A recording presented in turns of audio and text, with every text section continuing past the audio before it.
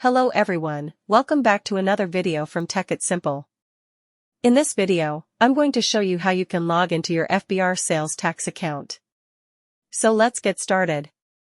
First of all, open your web browser and in the search bar, type in FBR Sales Tax Login.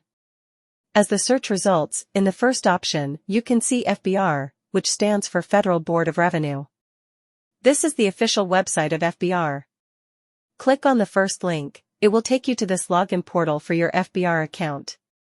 Over here, to log in, enter the username of your account, and in the password box, enter the password of your account. Once you do that, click on the login button.